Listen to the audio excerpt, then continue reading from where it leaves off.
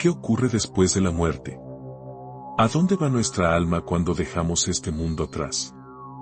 Esta es una de las preguntas más antiguas y universales que ha acompañado a la humanidad desde el inicio de la historia. Diferentes culturas han imaginado sus propias respuestas, creando mundos misteriosos, espeluznantes e incluso poéticos sobre el destino final de los seres humanos.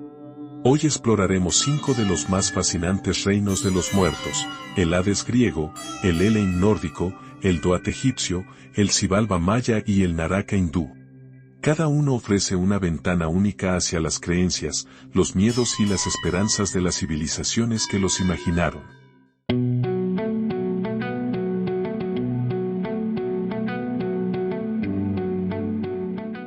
En la mitología griega, Hades no solo es el nombre del dios que gobierna el inframundo, sino también el nombre del lugar al que van las almas tras la muerte. No era necesariamente un sitio de castigo, sino más bien un dominio sombrío y silencioso donde las almas residían eternamente.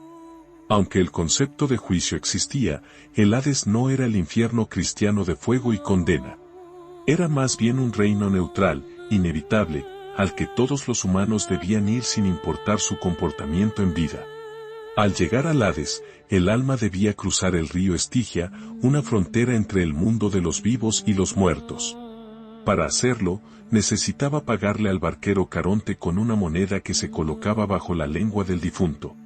Sin este pago, el alma estaba condenada a vagar por la orilla del río durante 100 años. Este rito funerario era tan importante que los griegos lo consideraban indispensable para el descanso eterno. Después del cruce, las almas eran juzgadas por 3 jueces: Minos, Radamantis y Eaco. Ellos determinaban el destino final del alma dentro del Hades. Aquellos que habían vivido con virtud podían ir a los Campos Elíseos, una región de paz y felicidad. Los mediocres iban a un lugar gris y sin dolor, mientras que los malvados eran enviados al Tártaro. El Tártaro era la parte más profunda del Hades, una prisión oscura donde los criminales más terribles sufrían castigos eternos. Allí estaban figuras como Sísifo, condenado a empujar una piedra cuesta arriba para siempre, y Tántalo, que moría de hambre y sed rodeado de comida y agua inalcanzables. Estos mitos servían como advertencias morales para los vivos. En contraste, los Campos Elíseos eran una especie de paraíso reservado para los héroes y los piadosos. Se decía que en este lugar el alma encontraba descanso, rodeada de belleza y tranquilidad. Algunos incluso creían que existía una posibilidad de renacer desde los Campos Elíseos, si el alma era purificada del todo. Era el ideal de recompensa en la cosmovisión griega. El Hades, aunque temido, no era visto como cruel. Representaba el orden natural del universo, un lugar donde cada uno recibía lo que merecía. El dios Hades, que lo gobernaba junto a su esposa Perséfone, era más justo que malvado. A diferencia de otras deidades infernales, no buscaba castigar sino mantener el equilibrio entre la vida y la muerte.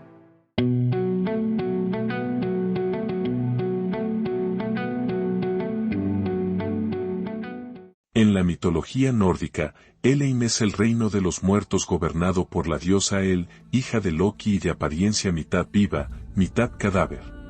Este lugar no era para los héroes caídos en batalla, quienes eran llevados a Valhalla o al Folkvang. Helheim era el destino de quienes morían de vejez, enfermedad o causas no heroicas. Por eso, en la cultura vikinga, morir sin gloria podía ser visto como un destino temible. Ubicado en Niflheim, el mundo de la niebla, Helheim era un lugar frío, oscuro y desolado. No existía fuego eterno, pero su clima gélido y su atmósfera silenciosa transmitían un tipo de sufrimiento distinto: el olvido. Allí, las almas no eran torturadas físicamente, pero vivían una eternidad de melancolía, lejos de los banquetes de los dioses. La desesperanza era el castigo implícito. La entrada a Helheim estaba custodiada por Garm, un perro monstruoso que vigilaba el acceso como una especie de cerbero nórdico. Solo los muertos podían entrar, y muy pocos vivos se atrevían a intentar cruzar sus puertas. En algunas leyendas, incluso Odín viajó a Helheim para buscar sabiduría entre los muertos. Este acto muestra cuán respetado y temido era ese lugar. La figura de él como gobernante no era demoníaca, sino implacablemente justa. Recibía a las almas y las mantenía en su reino sin posibilidad de escape. No mostraba crueldad, pero tampoco compasión.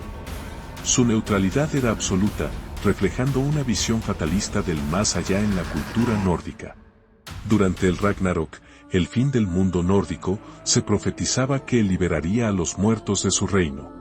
Estos formarían un ejército de sombras que lucharían contra los dioses en la batalla final. Así, Helheim no era solo un lugar de castigo, sino un almacén silencioso de poder dormido. La muerte, para los vikingos, también tenía su papel en el apocalipsis. A pesar de su reputación sombría, Helheim refleja una idea profunda: no todos los muertos son héroes, y no todos los héroes van al cielo. El Helheim nórdico nos recuerda que el fin no siempre trae gloria, pero que incluso en la sombra, hay un lugar para cada alma. Un mundo donde el tiempo se detiene, y el eco del pasado resuena eternamente. Un reino sin dolor físico, pero lleno de un silencio que pesa como el hielo.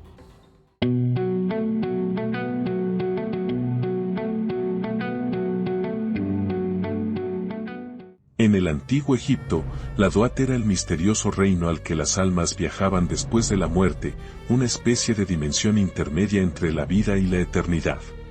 No era simplemente un sitio de descanso, sino un laberinto espiritual lleno de desafíos, dioses, monstruos y pruebas. El objetivo final era alcanzar la inmortalidad en el Aaru, el paraíso egipcio. Pero para lograrlo, el alma debía atravesar este mundo de sombras con sabiduría, pureza y valor. El viaje por la Duat estaba meticulosamente descrito en el Libro de los Muertos, una colección de conjuros y fórmulas funerarias. Estas instrucciones eran enterradas junto al difunto para guiarlo y protegerlo en su travesía. A diferencia de otros inframundos, la Duat no era estática, cambiaba constantemente, con cielos de fuego, lagos de oscuridad y criaturas sobrenaturales. Solo los preparados podían encontrar el camino correcto. El alma del fallecido debía pasar por 12 regiones, cada una correspondiente a una hora de la noche. En cada zona enfrentaba pruebas, guardianes y preguntas enigmáticas. Las respuestas correctas, memorizadas en vida, permitían avanzar. Las incorrectas significaban quedar atrapado para siempre o ser devorado por bestias del más allá. Uno de los momentos más cruciales del viaje era el juicio del corazón, presidido por el dios Osiris. El corazón del difunto se colocaba en una balanza frente a la pluma de Maat, símbolo de la verdad. Si el corazón era más ligero o igual, el alma era justa y podía continuar. Si pesaba más, era devorado por Ammit, un monstruo con cabeza de cocodrilo. Durante todo este proceso, el alma era acompañada y protegida por Anubis, dios con cabeza de chacal, patrón de los embalsamadores.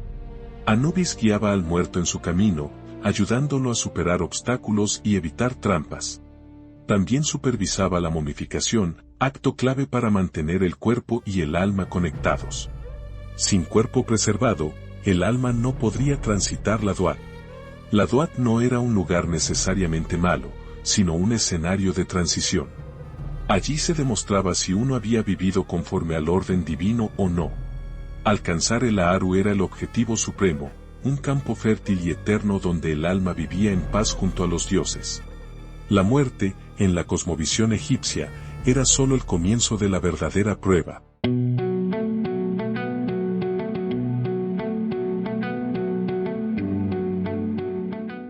En la mitología maya, Xibalba era el inframundo temido por todos, un reino subterráneo gobernado por dioses oscuros conocidos como los señores de la muerte. Su nombre significa lugar del miedo, y no es casualidad. Era un laberinto de pruebas, trampas y sufrimientos diseñado para quebrar el alma. Según el Popol Vuh, el libro sagrado de los mayas quiché, pocos lograban escapar de sus horrores. Xibalba se encontraba bajo la tierra, conectado por cuevas, ríos subterráneos y caminos peligrosos. Las almas debían recorrer un viaje arduo donde enfrentaban pruebas absurdas e imposibles. Casas oscuras, heladas, llenas de cuchillas o de gritos eran solo algunos de los desafíos. Cada casa estaba diseñada para atormentar, confundir y humillar al viajero. Los señores de Xibalba se deleitaban con el sufrimiento humano. Eran dioses crueles como Bukub-Kame y Hun-Kame, que usaban el engaño, el miedo y el dolor como herramientas de poder. Castigaban la arrogancia, la mentira y la falta de respeto. Su justicia era implacable, pero también caprichosa y aterradora. Los gemelos heroicos Hunahpu e Izbalanque descendieron a Xibalba en un famoso mito para vengar a su padre. Usando inteligencia y astucia, lograron burlar a los señores y vencerlos. Este mito simboliza la victoria del espíritu humano sobre la muerte y el caos. También enseña que el valor y la sabiduría pueden conquistar hasta el infierno. Aunque Xibalba era un lugar de castigo, no todas las almas quedaban atrapadas eternamente. Algunas podían renacer, ascender o disolverse, dependiendo de cómo enfrentaran sus pruebas. La muerte era vista como una batalla, y solo quienes enfrentaban sus temores podían trascender. Era un proceso más que un final. El Xibalba Maya no prometía redención automática ni consuelo. Era un espejo brutal del alma, donde la verdad se revelaba sin filtros. Su crudeza enseñaba a los vivos a ser humildes, sabios y respetuosos con los dioses y con la vida misma. En Xibalba, cada paso era una lección, y cada error, una sentencia.